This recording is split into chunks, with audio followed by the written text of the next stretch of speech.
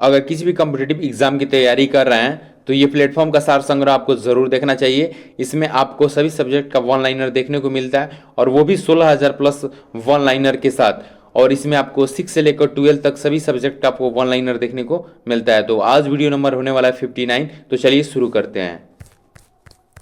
केंद्र एवं राज्यों के बीच वैधानिक शक्तियों का बंटवारा संविधान की किस अनुसूची के अंतर्गत किया गया है? 7वीं अनुसूची के अंतर्गत किया गया है। संविधान के किस अनुच्छेद में ऐसी व्यवस्था की गई कि भारत के एक राष्ट्रपति होगा?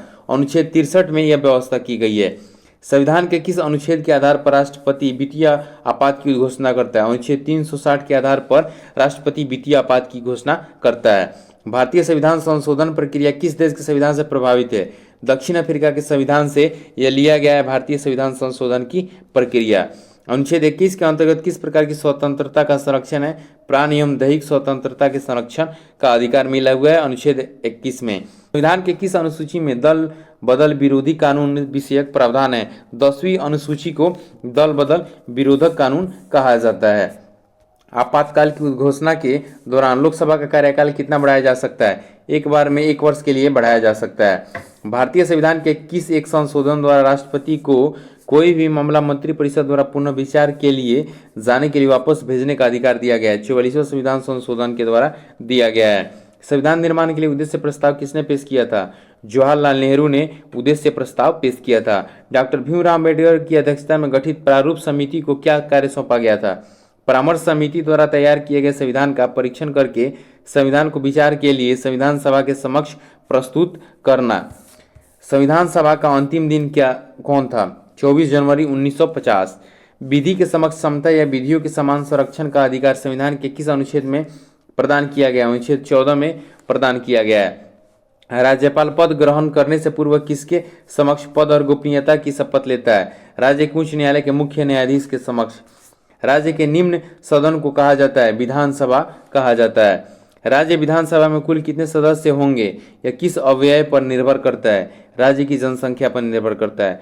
संविधान सभा ने भारतीय संविधान में किस अनुच्छेद को अंतर्राष्ट्रीय शांति और सुरक्षा की अभिवृद्धि के लिए समाविष्ट किया? अनुच्छेद 51 को शांति और सुरक्षा की अंतर्राष्ट्रीय कहा गया है। भारत के संविधान में सार्वजनिक आदेश मद का समावेश है समवर्ती सूची में। बंदी प्रत्यक्षीकरण रिट जारी करने का अधिकार केवल किसमें नहीं थे? सर्वोच्च न्यायालय तथा उच्च न्यायालय में। भारतीय संविधान के अनुच्छेद 30 का संबंध किससे है? अल्पसंख्यकों के शिक्षा संस्थानों की स्थापना तथा उनके प्रबंध के अधिकार से। संघ सरकार द्वारा किसी राज्य को विशेष दर्जा प्रदान करे तथा क्या तात्पर्य है? बाद में केंद्रीय सहायता की अधिक प्रतिशतता सहायता अनुदान के रूप में होगी। भारतीय संविधान के किस अनुच्छेद के तहत राज्य को पर्यावरण, वन तथा अन्य जीवन की सुरक्षा का अधिकार मिला हुआ है? अनुच्छेद 48 के ए में यह पर्यावरण तथा जीवन की सुरक्षा का अधिकार मिला हुआ है। भारत के राष्ट्रपति द्वारा आपात स्थिति की घोषणा मंत्रिमंडल के लिखित सलाह मिलने पर की जा सकती है? किस संविधान संशोधन के पश्चात इसे संविधान में जोड़ा गया? 44वें संविधान संशोधन के पश्चात इसे जोड़ा गया। किसी संविधान संशोधन द्वारा यह स्पष्ट किया गया कि जब दोनों सदनों द्वारा पारित कोई विधेयक संविधान संशोधन विधेयक राष्ट्रपति के सम्मुख प्रेषित किया जाएगा तब राष्ट्रपति उस पर अपनी स्वीकृति देने से मना नहीं कर सकेगा। 24वें संविधान संशोधन सभी को कैसा लग रहा है हमें कमेंट करके जरूर बताएं और चैनल पे लेटेस्ट अपडेट के लिए चैनल को सब्सक्राइब कर लीजिए। मूल संविधान में कितने राज्यों का उल्लेख था? 20 राज्यों का उल्लेख था। अभी 28 और 8 यूनियन टेरिटरी हैं। दादर और नागर हवेली भारत में शामिल होने से पूर्व किसके उपनिवेश थे?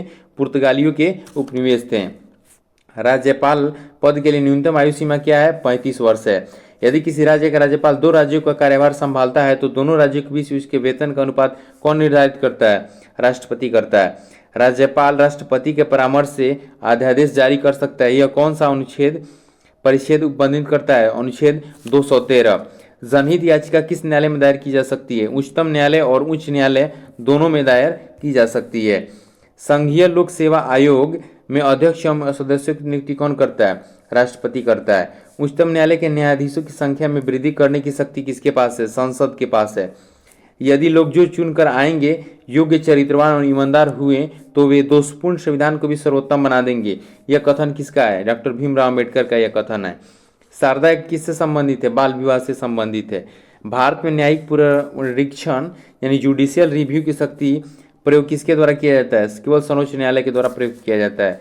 केंद्रीय मंत्रिमंडल की जिम्मेदारी किसके प्रति होती है? लोकसभा के प्रति होती है।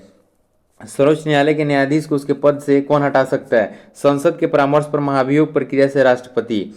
राष्ट्रपति के विरुद्ध महाभियोग कहाँ लग सकता है? संसद के किसी भी सदन में लग सकता है। किस संविधान संशोधन द्वारा लोकसभा तथा राज्य विधानसभाओं का कार्यकाल बढ़ाया गया? 42वें संविधान संशोधन के द्वारा बढ़ाया गया। CCEA क्या है? Economic affairs. किस आयोग का गठन करने के लिए 54वां संविधान संशोधन अधिनियम बना? अनुसूचित जनजातियों के पृथक आयोग के गठन के लिए।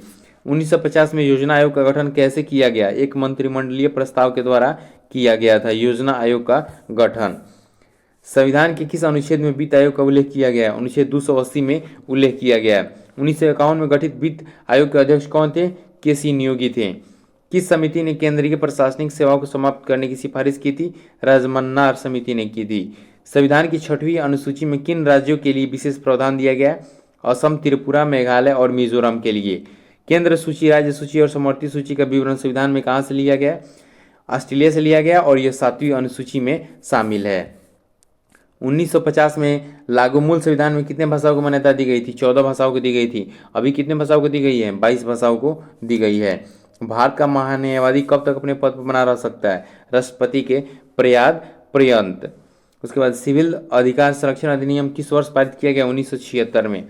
अंतरिम राष्ट्रीय सरकार का गठन कब किया गया था? 2 सितंबर 1946 को। तो राज्य सरकारों के बीच विवादों का हल किसके अधिकार क्षेत्र में आता है? उच्चतम न्यायालय के अधिकार क्षेत्र में आता है, यानी सुप्रीम कोर्ट के अधिकार क्षेत्र में आता है। भारतीय संविधान का स्वरूप संघात्मक है या एकात्मक? दोनों का सम्मेलन है, यानी दोनों का मिश्रण है। यह वीडियो सीरीज आप सभी को कैसा लग रहा है हमें कमेंट करके जरूर बताएं। और किसी भी कॉम्पिटिटिव एग्जाम की तैयारी कर रहे हैं तो उसके रिलेटेड ही मटेरियल इस चैनल पर आप सभी को प्रोवाइड कराया जाता है।